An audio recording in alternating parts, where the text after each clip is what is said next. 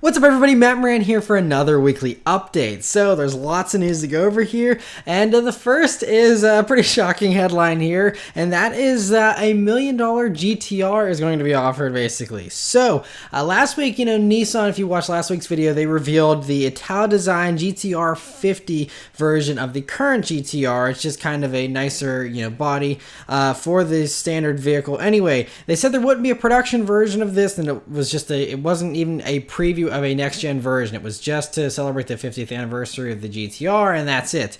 But this week they announced they brought it to the Goodwood Festival of Speed, and they announced they're actually going to build 50 of them, which is great news. The not so great news though is the price of these. So it's going to cost roughly 900,000 euros is what they were saying there, which is with the current exchange rates about $1,060,000. Now oftentimes cars are priced a little differently than the exact exchange rate, but still, it's basically, no matter how you cut it, probably going to be very, very close to $1 million, if not over $1 million. So, it does have the 710 horsepower with the turbos from the racing version. It has the built engine, along with, the improved suspension and brakes to keep up with all that, and, of course, the awesome looks from Italdesign. But, yeah, is it $1 million cool? That buys you some serious hypercars. It's like the same price as the McLaren Senna and stuff like that. Anyway, interesting to see that. And some not so surprising news, the Toyota did not reveal the new Supra at Goodwood. They said they were bringing the Supra to Goodwood. Lots of news outlets were like, oh, we're going to finally see the production version. And last week I called the BS right off the bat and said, nope, there is no way they're going to be showing the production version of the Supra. And sure enough, it showed up in camouflage. And typical Toyota Supra launch fashion. I swear this is the most dragged out launch. So anyway, it ran up the hill and that's all cool. But we did get a few actual details here about the launch of the Supra. So according to Toyota of Australia, they said it's going to be going on sale in the first half of next year. I've also seen somewhere Toyota mentioned that the car would be revealed early next year. So yeah, unless something leaks, unofficially, I don't think we're going to be seeing the, actual production version of the Supra until next year. So, yeah, we got another, 5 or 6 months here to wait at least. But anyway, in some other Supra news last week, actually at the end of last week, they revealed the Supra for NASCAR, and it is not anywhere close to an actual Supra. It's just the typical NASCAR plastic body or whatever that they have, and just painted on headlights and grille and taillights and stuff like that. So honestly, it's not even a Supra to me. It's just a, typical NASCAR shell, and that's it. But, it is interesting to kind of see it on a NASCAR car there, and I think it actually looks pretty cool whenever you, divorce your mind from the fact that it's a Supra and it's not supposed to have that shape, then it does still look pretty cool for a NASCAR car. So, anyway, cool to see that. Personally, for me at least, more exciting news from Goodwood is that the original Mustang from Bullitt, which I already have covered and checked out, a couple of months ago, but that actually made the trip across the pond to the UK and ran up the hill for Goodwood there, and it was joined by the 2019 version of the Mustang Bullitt, the UK version, which has the clear side markers and a few other little changes. But that was really cool to see and made for some really cool pictures. Another Goodwood debut that was really out of left field was Aston Martin announced this one-off car that a customer commissioned for them. And this guy, or whatever, male or female they are, they have a ton of money and a very good sense of humor, because this is the Aston Martin Cygnet, which you might remember from, I think, 2013 was the last year they were built. And so it's based on the Scion IQ, so a little, $15,000 Toyota, essentially, that Aston Martin bought because it was that whole, we had to have lower emissions, and so they sold these as a city car as a companion for existing Aston Martin buyers that, wanted, an additional little car. And so the Cygnet was basically forgotten by most people, I think, and then this person must really love it, because basically, so it's the Cygnet body, but everything underneath is basically from an Aston Martin Vantage. So that means this thing's got a 4.7 liter V8 engine, has 430 horsepower, 361 pound-feet of torque, does 0 to 60 in 4.2 seconds, which would just be hilarious to see in that little Cygnet body. It only weighs 3,025 pounds though, thanks to that body, which gives it a really good power to weight ratio, and that is including fluids, by the way. So pretty impressive. But yeah, it also has the Vantage suspension and brakes, of course, to keep up with that. Nothing from the Cygnet is carried over in that regard. And even on the inside there, it has gauges from an actual, Vantage and stuff like that, and a racing interior as well, which means the owner seems to be interested in tracking this vehicle, which is going to be hilarious to see at a track day, that's for sure. But anyway, very awesome to see that. For an actual production car reveal at Goodwood, though, Maserati has revealed the 2019 Levante GTS. So, they revealed the Trofeo version just a couple of months ago. This is a slightly toned-down version because the Trofeo is, I think, really high-end and a little more limited. This here, so the Trofeo had 590 horsepower. This one has 550 horsepower, 538 pound-feet of torque, but that same glorious Ferrari-sourced twin-turbo V8 engine, I think it's 3.8 liters, and so it'll do 0 to 60 in 4 seconds, 181 mile/hour top speed. The suspension and brakes are still upgraded, much like the Trofeo. Just again, I think everything's just a little bit beneath the Trofeo to not be quite as extreme. But it still does have the rear biased all-wheel drive system, a rear limited slip differential. Like, this is still a serious performance SUV. And the interior is still very luxurious as well, although they did sacrifice a few things, like there's no metal paddle shifters anymore. They're now carbon fiber instead. So maybe a little less classy on the inside in regards to that stuff, but still looks really great. Also, Maserati took this opportunity to announce to everyone that for the 2019 model years of all Maseratis, they're going to be getting a new shifter. They're getting rid of the Chrysler source shifter for the ZF 8-speed, and now they're going to use one very similar to one in the Alfa Romeo, although it's going to be a little bit of a nicer material and whatnot.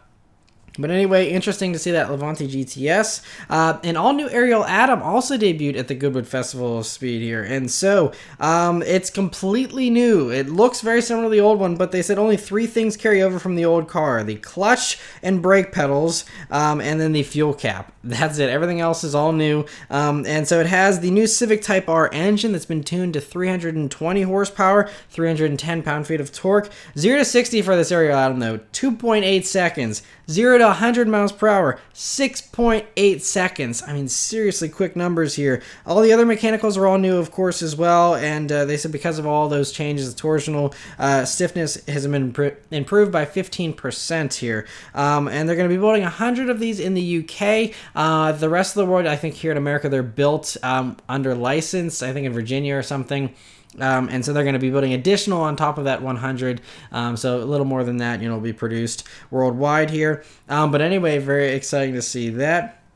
McLaren at Goodwood announced their plans to launch 18 new models over the next 7 years, with a goal to have a full hybrid lineup by 2025. And they've kind of mentioned this in the past, but they kind of detailed this a little bit more. So they said that every model will be replaced because none of them are currently hybrid. The P1 has been killed off, and that was the only hybrid one they had at that point. So all these models you see currently are going to be gone within 7 years and replaced by hybrid versions. Some probably a lot sooner than in 7 years. And so to go along with that here, they also said that it's still, even though they're going to be hybrid, the focus is going to be on lightweightness. And so they're saying that each vehicle in this new model range will be the lightest vehicle in its class. That's still their goal. And so, should still mean that they're very good handling vehicles, even though they have the extra weight of the hybrid systems. And nothing is going to be full electric. McLaren has said that they don't think there's enough, the technology hasn't advanced enough for there to be a really impressive all-electric, sports car or supercar, which I think some companies might beg to differ, but I think that's, so at least they'll just still have gasoline engines, which is good to hear from McLaren. And other news from McLaren is they officially revealed pricing for the 600 LT, the faster version of the 570S here. It's going to be starting at only $240,000, which I think is a full, $100,000 or so cheaper than the Huracan Performante, and this does very similar numbers, with its 2.9 seconds 0 to 60, all that kind of stuff.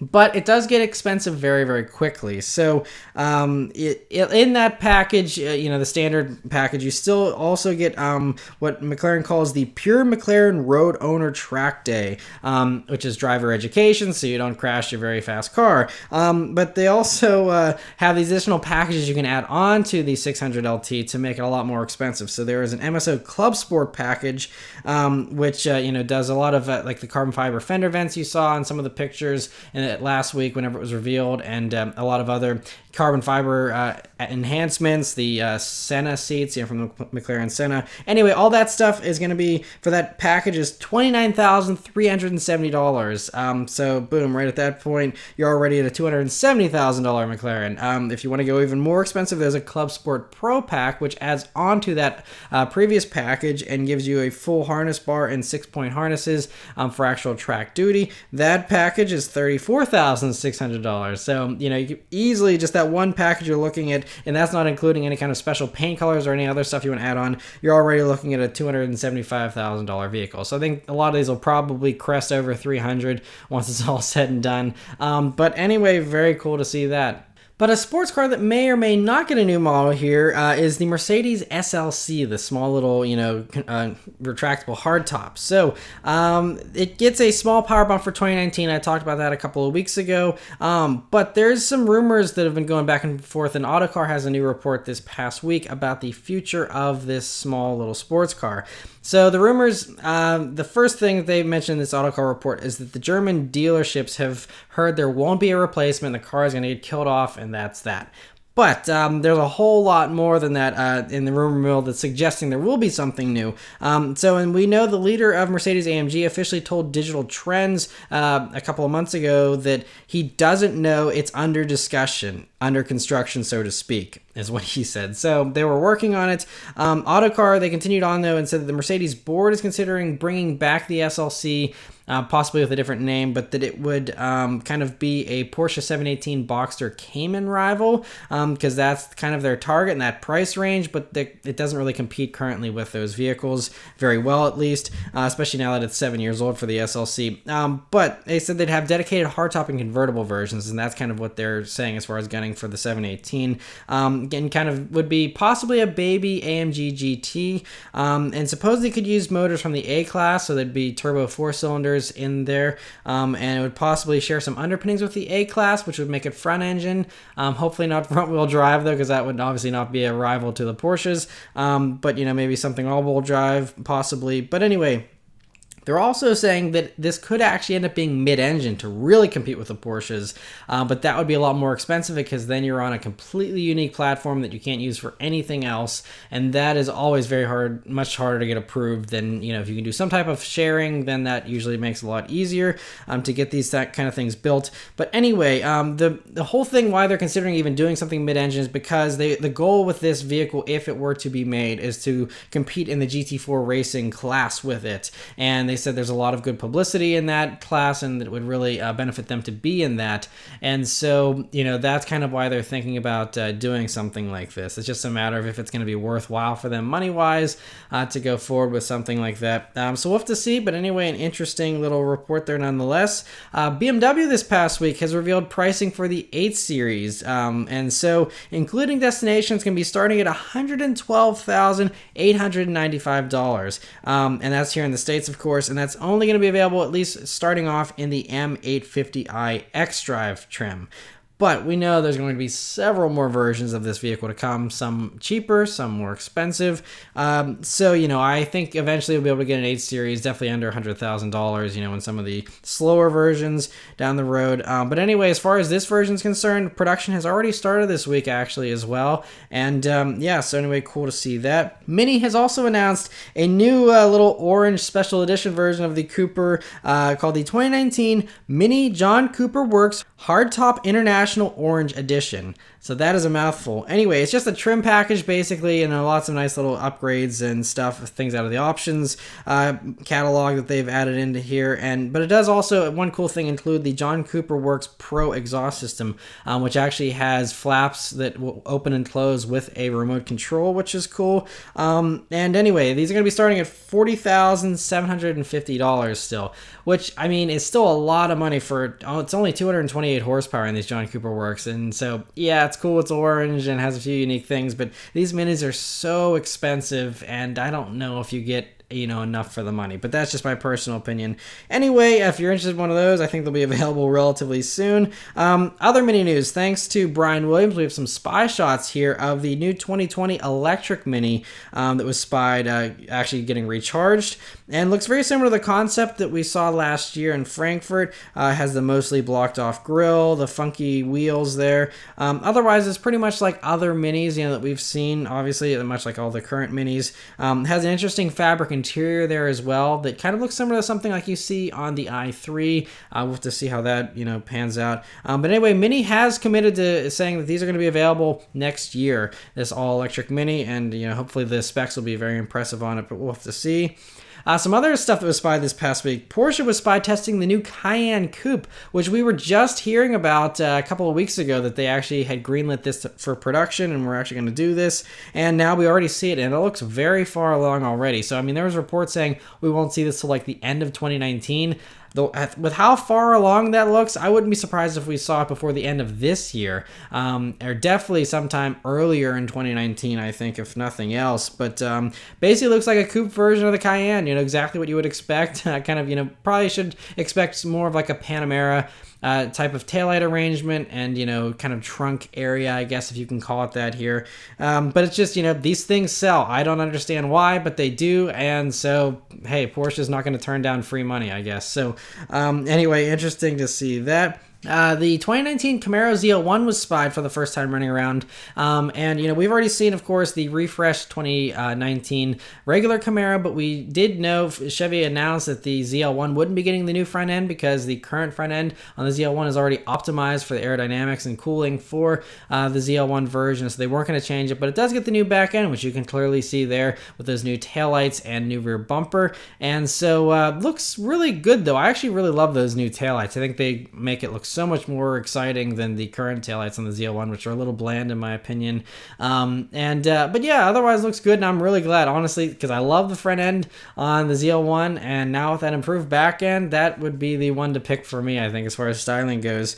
So anyway, cool to see that. We also got some spy shots here from a viewer named John, who sent in these shots that he saw of a refreshed Nissan Murano in camouflage this past week. And so looks to have headlights that could be similar to the Altima. The new Altima was just revealed at Detroit.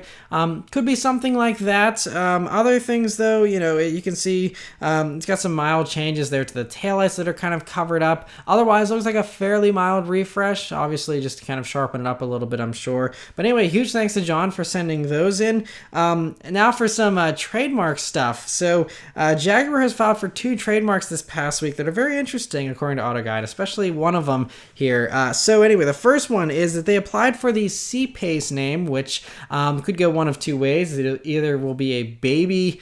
I thought the E-Pace was already the baby SUV, but could be yet a smaller SUV. I think the more likely thing, though, is this C-Pace could end up being a coupe version of the F-Pace. That kind of seems a little more likely to me, again, because these coupe SUVs are all the rage these days, and Jaguar, interestingly enough, does not have a sporty SUV with a coupe roofline there. So that seems a little more likely. The other trademark here, though, is they applied for the J-Type name. Now, type usually means a sports car. They don't have type on sedans or SUVs. So the type thing means this is a new sports car. We do know, I think Jaguar said they're going to do at least 2 new sports cars, probably a successor to the F-Type, since that has been a sales success, and they plan to do a new version of that, and then some other vehicle, most likely a 2+2, 4-seater. But the previous rumors were saying that was going to be, a revival of the XK, but the XK name doesn't really fit in, I don't think, anymore with their naming scheme, although it still could, I guess, work. But so this J-Type could be that new XK. I think that's kind of my opinion, is that's probably what this is. There's also a small chance this could be a supercar or something above the F-Type,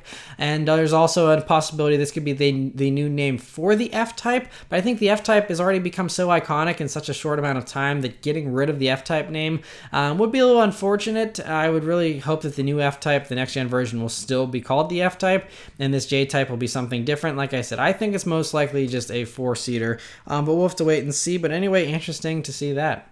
And there's some new high-end stuff that's being teased for their debuts at the Monterey Car Week at Pebble Beach here next month, coming up in August. So the first is the Bugatti Divo, which Bugatti's president said is going to be very handling oriented. So he said, with the Divo, we want to thrill people throughout the world. With this project, the Bugatti team has an opportunity to interpret the brand DNA in terms of agile, nimble handling in a significantly more performance-oriented way.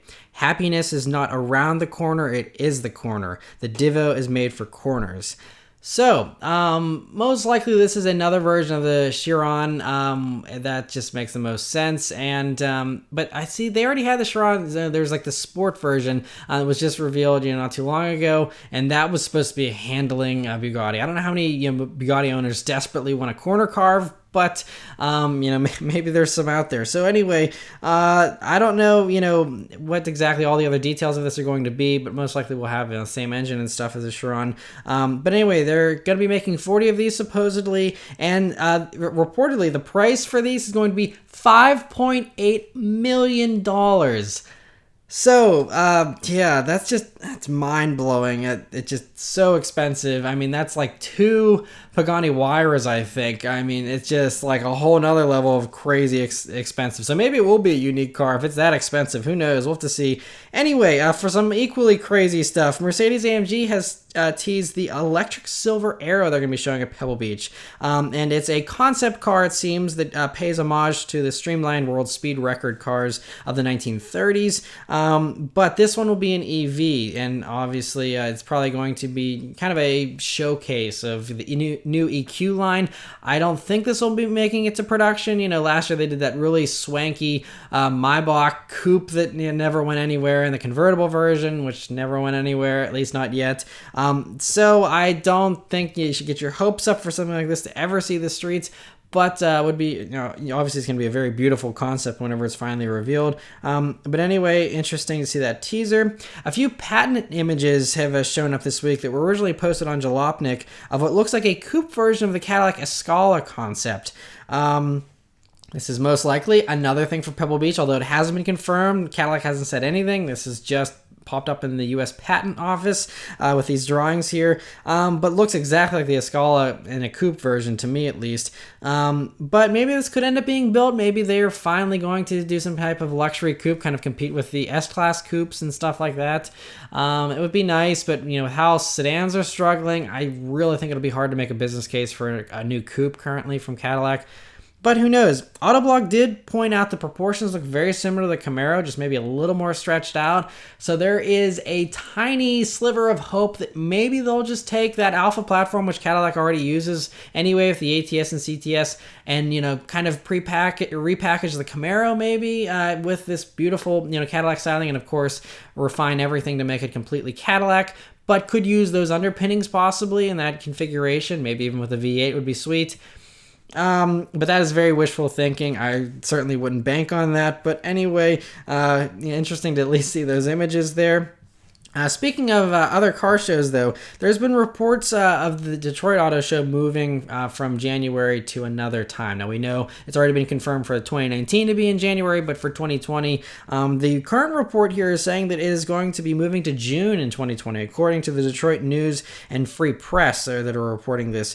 And so that's just been the rumor. They did reveal a little teaser video showing outdoor activities and it looking warm in their little teaser, but there's going to be an official announcement by the Detroit Auto Dealers Association about this on July 24th, and so we should have an official word then. But anyway, I think that would be a great idea and would make a lot of sense and hopefully help rejuvenate the Detroit Auto Show.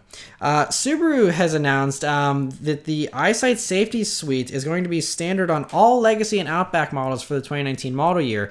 They announced that alongside the new pricing for the Outback and Legacy, which predictably have gotten more expensive now that all the safety tech is standard. If you want to know why cars are getting so expensive these days, it's because of all the safety tech that very few people ask for. So the EyeSight, has the autonomous braking, the lane keep assist, does have adaptive cruise now standard, which would be really nice on the Outback and Legacy. But yeah, it's a decent price hike. The Legacy goes up $375 in its base trim, and it kind of varies slightly from trim to trim, but it's at least $375 more. And the Outback, the increase is at least $510 more for the base model, and also changes. I think they said the fully loaded versions of the Legacy and Outback do drop slightly, but not a huge difference there. They also did say that they're all going to be getting a new 5-inch LCD cluster in the gauges as well, and so that kind of justifies the price hike, I guess, a little bit as well.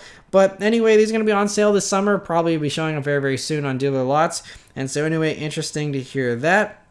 And the last story this week is from Koenigsegg, and so they finally built the last two final editions of the Agera, and so currently Koenigsegg does not have a vehicle in production. But what they do have here, the last two were named Thor is the first one, and that has this unique dorsal fin on the back, and the other was named Vader with these unique cutouts in the rear spoiler to kind of show how it works a little bit. Both of them have the 1,360 horsepower twin turbo V8 from the 1-to-1 version of the Agera there. And so anyway, Koenigsegg currently doesn't have anything in production, but that will change here relatively soon. So they announced that the Agera's successor will be arriving at the 2019 Geneva Motor Show, and that's when it will debut and probably go into production very soon after that. So anyway, very interesting to see all that. But that's it for all the news this week, guys. So let me know your thoughts and everything in the comments below. Thank you guys very much for watching, and I'll see you next week. Take care.